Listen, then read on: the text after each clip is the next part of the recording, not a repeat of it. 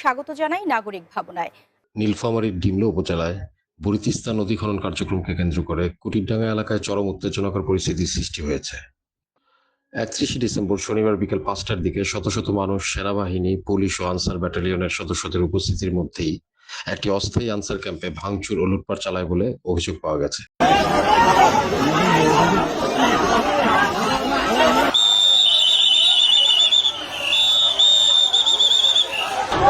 প্রত্যক্ষদর্শীরা জানান, নদী খনন নিয়ে দীর্ঘদিন ধরে স্থানীয়দের মধ্যে ক্ষোভ ও ভুল বোঝাবুঝি চলছিল। এরই জের ধরে স্থানীয় জনগোষ্ঠীর একাংশ উত্তেজিত হয়ে পড়ে। মুহূর্তের মধ্যেই পরিস্থিতি নিয়ন্ত্রণের বাইরে চলে গেলে তারা অস্থায়ী আনসার ক্যাম্পে হামলা চালিয়ে বিভিন্ন সামগ্রী ভাঙচুর করে এবং কিছু মালামাল লুট করে নিয়ে যায়।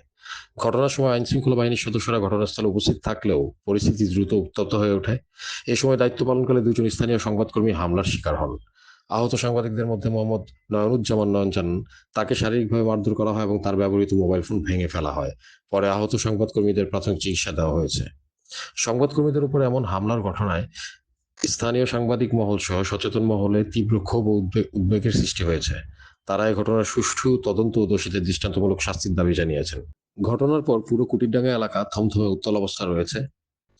যে কোনো সময় নতুন করে সংঘর্ষের আশঙ্কা থাকায় এলাকায় অতিরিক্ত আইনশৃঙ্খলা বাহিনী মোতায়েন করা হয়েছে। স্থানীয় প্রশাসন পরিস্থিতি নিবিড়ভাবে পর্যবেক্ষণ করছে এবং সাধারণ মানুষকে শান্ত থাকার আহ্বান জানিয়েছেন। এ বিষয়ে সংশ্লিষ্ট কর্তৃপক্ষ জানায়, ঘটনার প্রকৃত কারণ অনুসন্ধানে তদন্ত শুরু হয়েছে। ভাঙচুর, লুটপাট ও সাংবাদিকদের উপর হামলার সঙ্গে জড়িতদের চিহ্নিত করে আইনানুগ ব্যবস্থা নেওয়া হবে।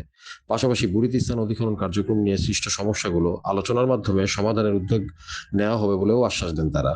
এদিকে এলাকাবাসী দ্রুত পরিস্থিতি স্বাভাবিক হওয়া এবং নদী খনন সংক্রান্ত বিষয়ে স্বচ্ছ, গ্রহণযোগ্য ও জনস্বার্থসম্মত সিদ্ধান্ত গ্রহণের দাবি জানিয়েছেন।